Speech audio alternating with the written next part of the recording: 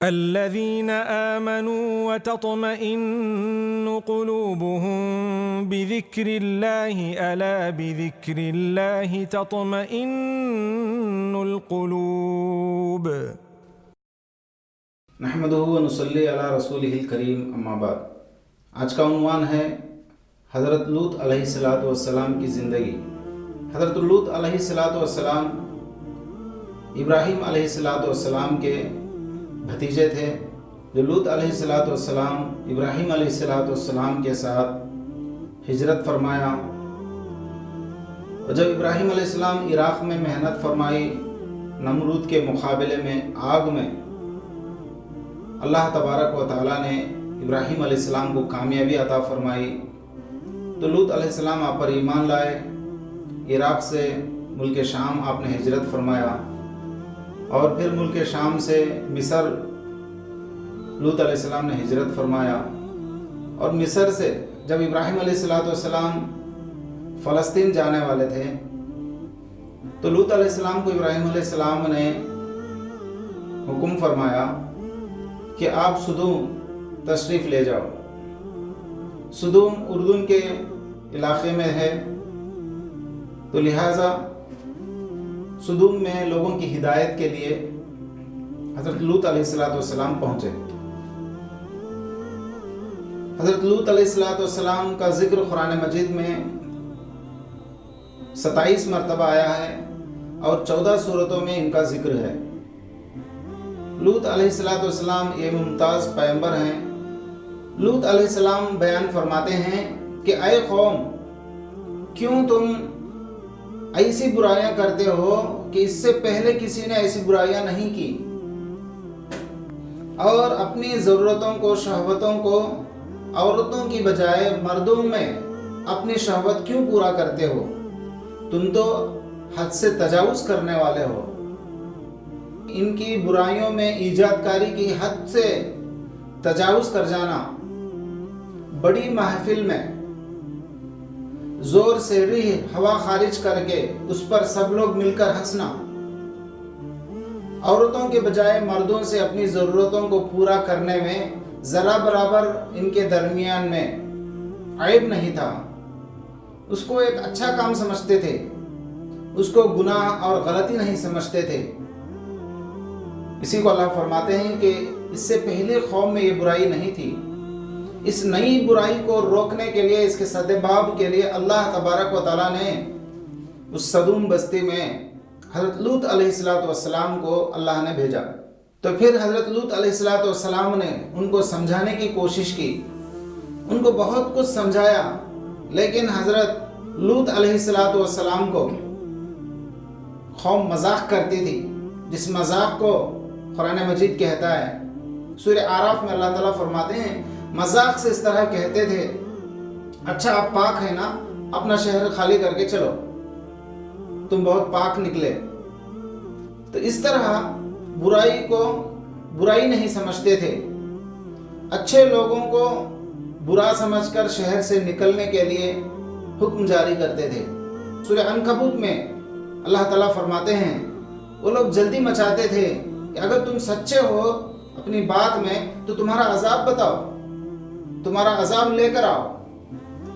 تو پھر قوم جب ماننے والے نہیں تھی، برائی سے رکنے کے لیے تیار نہیں تھے، روز افزوں ان کی برائیوں میں اضافہ ہوتا تھا، ان کی مجلسوں میں کھلا فحش ہوتا تھا، تو ان برائی کے خلاف میں حضرت لوط علیہ السلام مسلسل محنت کرتے رہے، جدوجہد کرتے رہے، ان کو سمجھاتے رہے، ان کو ان برائیوں سے روکنے کی فکر کرتے رہے، اور ان کو یہاں تک سمجھاتے تھے کہ کیا ہو گیا، یہ میری بچیاں، ایک پیغمبر اپنے امت کی عورتوں کو اپنی بچیوں سے تشبیہ دے کر پیغمبر ان سے کہتا ہے، حکم کرتا ہے، یہ میری بچیاں ہیں، یہ عورتوں سے اپنا نکاح کرو، ان عورتوں سے اپنی خواہشات کو پورا کرو۔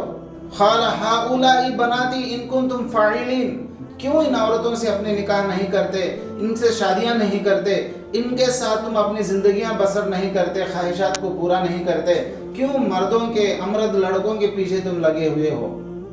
سب سے بڑی برائی دوسری اور بھی یہ تھی کہ جو بھی باہر سے تجارت کے لیے آتے جو ان کو پسند آتا تو جو ہے اس سے برائی کرتے، اور مزید بات یہ تھی کہ ان کی تجارت کے مال کو ہڑپنے کا ایک نیا طریقہ تھا۔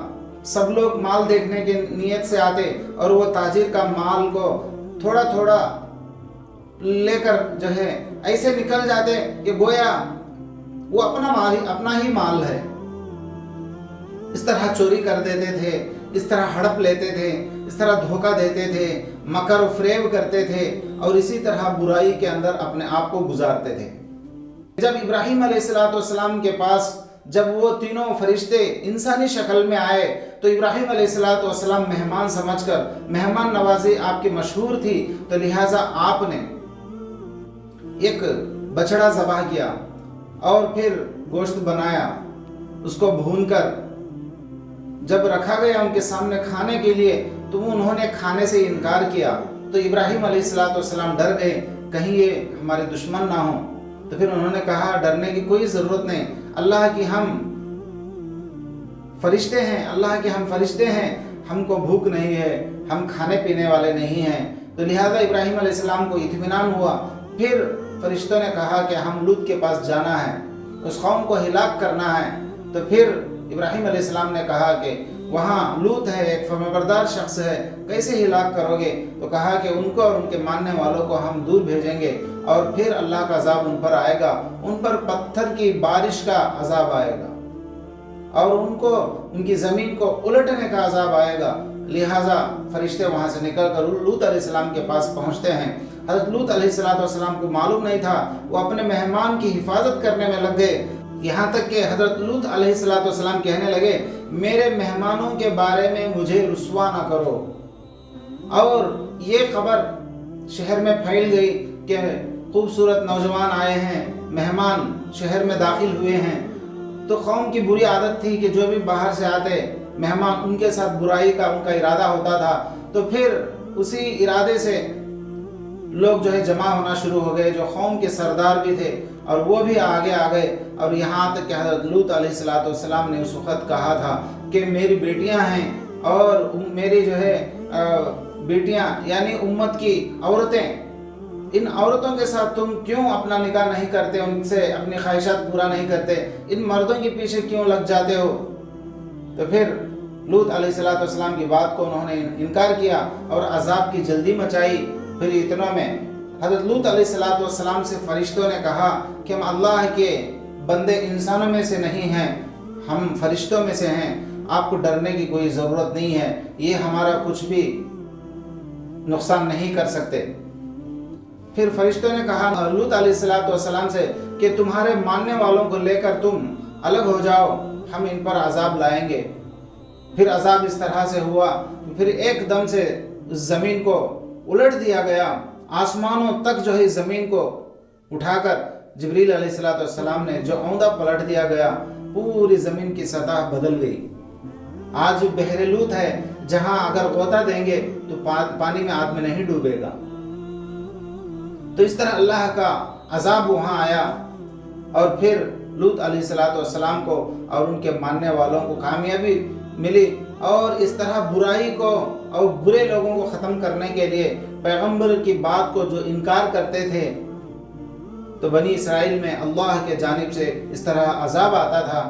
اسی طرح قوم عاد پر عذاب آیا اور وہ ہوا کے ذریعے سے ختم ہوئے، اور اسی طرح قوم سمود میں بجلی اور کڑک کے ذریعے سے، زلزلے کے ذریعے سے جو ختم ہوئے، اسی طرح لوط علیہ السلام کے زمانے میں بھی اس قوم کو اللہ تبارک و تعالیٰ نے اس خطے کو آسمانوں تک اٹھا کر پلٹ دیا گیا۔ تو اللہ کے عذاب سے ہمیں ڈرنا چاہیے، اور ہر وقت کے ہر برائی کو ختم کرنے کے لیے انبیاء علیہ السلام اس سرزمین میں تشریف لائے ہیں۔ اللہ تعالیٰ مجھے اور آپ کو وقت کی ان تمام برائیوں سے بچ کر توحید اور رسالت پر اور صحیح اپنی بندگی کے حقوق کو ادا کرنے کی اللہ تعالیٰ مجھے اور آپ کو سچی سعادت عطا فرمائے۔ وآخر دعوانا ان الحمد للہ رب العالمین۔ السلام علیکم ورحمۃ اللہ وبرکاتہ۔